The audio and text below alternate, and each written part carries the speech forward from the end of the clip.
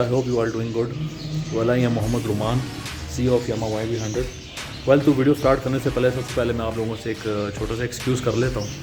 वो ये था कि वीडियो मेरी काफ़ी दिनों के बाद जो है वो तो आ रही है इस चैनल के ऊपर। वो वजह ये थी कि मैं कुछ मसरूफियात भी मेरी थी, लेकिन वीडियो जो थी वो एडिट करने के लिए पड़ी हुई थी, और जो हमारा एडिटर था वो भी कुछ छुट्टियों पे गया हुआ था। इस वजह से थी वो हमारी वीडियोज़ जो थी वो एडिट जो थी वो नहीं हो पाई।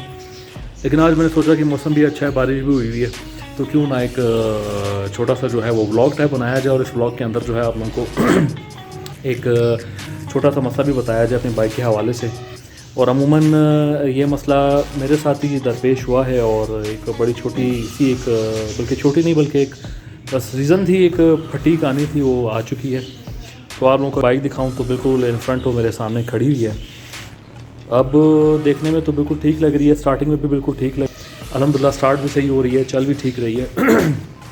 लेकिन मसला ये हुआ है कि कुछ दिनों से जब मैं इसका यानी क्लच जब छोड़ रहा हूँ, तो क्लच छोड़ने के बाद इंजन से कड़क करके जो है वो आवाज़ आ रही है। तो इट्स मीन ये कि इंजन तो ठीक है ओवरऑल, लेकिन आई थिंक मुझे लग रहा है इसके क्लच बक्से की तरफ जो है कोई प्रॉब्लम जो है वो दरपेश हो रही है। मुझे लग रहा है कि जो आपके गियर बॉक्स के जो स्लीव्स होते हैं, जो हैंड्स होते हैं गियर गुच्छे के ऊपर जो आए होते हैं, उनमें जो है थोड़ा सा प्रॉब्लम आ रहा है, या वो जो है थोड़े से स्लिप हो गए हैं, जिसकी वजह से बाइक जो है थोड़ा सा प्रॉब्लम जो है वो कर रही है। तो अब बात करते हैं कि ये मसला मुझे दरपेश कैसे आया। ये मसला मुझे दरपेश इस तरीके से आया कि था मैं बाइक चला रहा था, और बाइक चलाते हुए हम लोग जो थे कुछ विलियाँ ज़्यादा कर रहे थे, विलियाँ मार रहे थे, यानी मोटरसाइकिल को एक टायर पे जो थे वो विलिंग कर रहे थे इसकी, और डबल सीटर बंदे हम लोगों ने बिठाए हुए थे। तो उस वजह से जो है मुझे आई थिंक ये लग रहा है कि ये इशू इस वजह से दरपेश आया है। और अभी ये एक छोटी सी गलती जो है मेरे लिए एक खासा बड़ा जो है वो एक बजट लेकर आ रही है। देखने में तो बिल्कुल ठीक लग रहा है, बाइक स्टार्ट भी हो रहा है, चल भी रहा है, लेकिन जब मैं उसका क्लच छोड़ता हूँ, तो जब क्लच छोड़ने के बाद जब मैं रेस दे रहा हूँ, तो एक झटका खाने के बजाय एक अंदर से खड़क करके जो है वो आवाज़ भी आ रही है, और एक बड़ी सी अनोइंग साउंड है, और जो कि एक बहुत बुरा सा जो है वो मुझको लग रहा है। और मुझे ये लग रहा है कि मुझे जो है वो भी इसका इंजन जो है वो खुलवाना पड़ेगा, अगेन से सारा इंजन खुलवाना पड़ेगा, और मुझे वो कॉर्नर पर जो इसका गियर बॉक्स है, इसके स्लीव जो हैं वो ख़राब हुए हैं, और स्लीव मुझे दोबारा से बदलाने पड़ेंगे। तो मसला मैं बता चुका हूँ। अब टेंशन ये है कि आजकल जो हूँ मैं इसको डेली ड्राइवर के तौर पे यूज़ कर रहा हूँ, दफ्तर के लिए भी, और भी रोज़मर्रा छोटे काम जो हमारे हो रहे हैं उसके लिए भी मैं इसको यूज़ कर रहा हूँ। तो अब मसला ये कि अगर मैं इसको अभी इंजन खुलवाऊँ तो फिर यूज़ क्या करूँगा, दफ्तर वगैरह कैसे जाऊँगा, और अगर मैं इसका इंजन बनवा लूँ तो उस पर कॉस्ट कितनी आएगी, और इसके ऊपर जो है वो ख़र्चा कितना आएगा। तो अमूमन जब भी हम बाइक का इंजन जो है वो खुलवाते हैं या बाइक का इंजन खोलते हैं, तो हमें यही लगता है कि भाई ये जो छोटा सा इंजन है, ज़्यादा ख़र्चा जो है वो नहीं आएगा।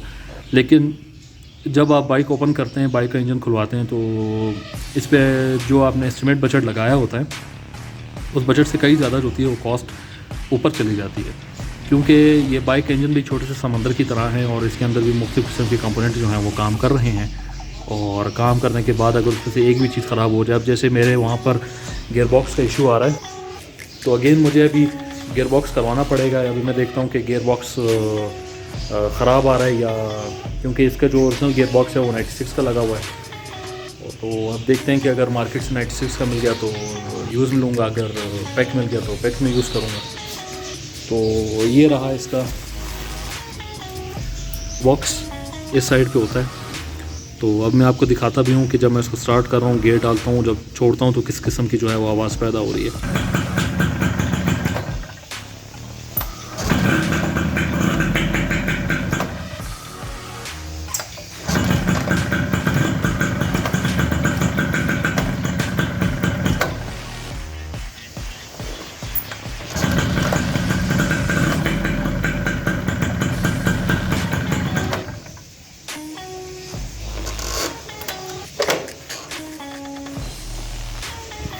अच्छा, स्टार्टिंग में तो मेरा ख़्याल ये था कि प्रॉब्लम जो है वो यहाँ से आ रही है, जो इसके अंदर ड्रम के अंदर जो रबड़ आते हैं उनके अंदर इशू है, वो जो है ख़राब हो गए हैं, और उनकी वजह से जो है बाइक भी बाज़ औक़ात जो होती है इस तरह की आवाज़ होती है, या इस तरह की चीज़ होती है पैदा करती है।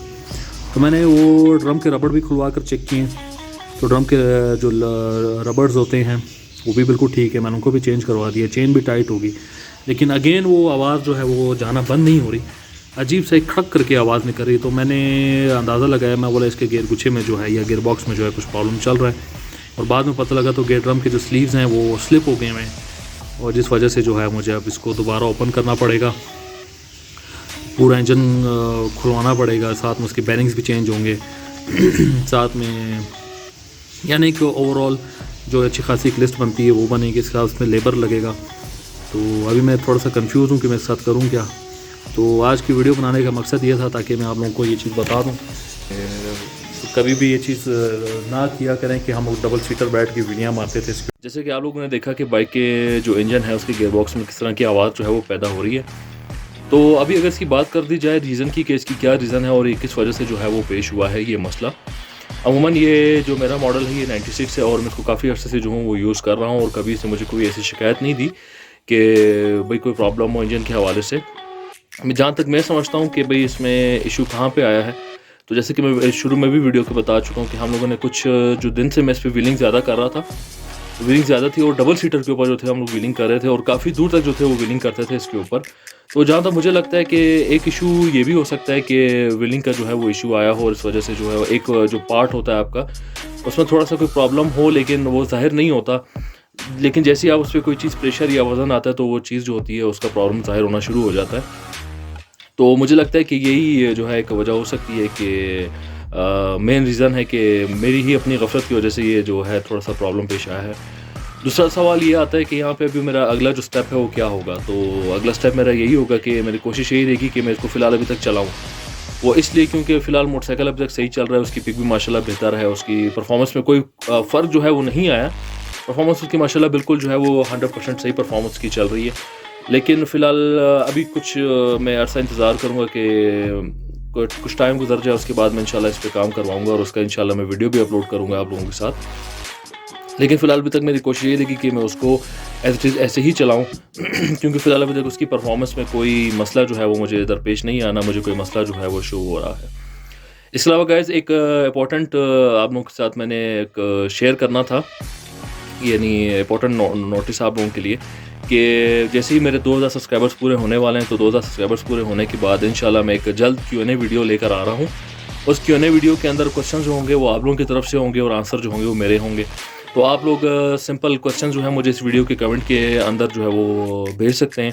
इसके अलावा मेरा व्हाट्सएप नंबर भी अवेलेबल है, आप उसके ऊपर भी जो क्वेश्चन हैं बाइक से रिलेटेड और वहाँ पे आप मुझे भेज सकते हैं। इसके अलावा कोशिश ये करनी कि रिपीटेटिव क्वेश्चन जो हैं वो ना हो, क्योंकि फिर मैं बार बार उनका आंसर नहीं करूँगा और मैं जो क्वेश्चन होंगे उनको छांट कर उनको जो है वो शफल करके जो है कुछ आंसर ऐसे निकाल लूँगा जिनके कोई फ़ायदा होगा आप लोगों को भी। तो मैं वो आंसर जो होंगे कोशिश ये करूँगा कि मैं आप लोगों के साथ शेयर करूँ। तो गाइज़ 2000 सब्सक्राइबर्स के बाद Q&A वीडियो मेरी आ रही है। Q&A वीडियो आप लोगों ने ज़रूर देखनी है और उस पर जो क्वेश्चन है आप इस वीडियो के नीचे दे सकते हैं।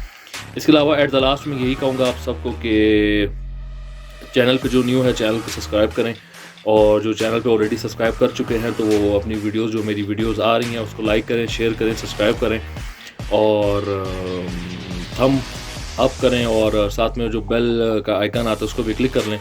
तो इंशाल्लाह मज़ीद ऐसा और भी कंटेंट आने वाला है वो भी मैं जल्द आप लोगों के साथ शेयर करूँगा। तो टिल देन अल्लाह हाफिज़।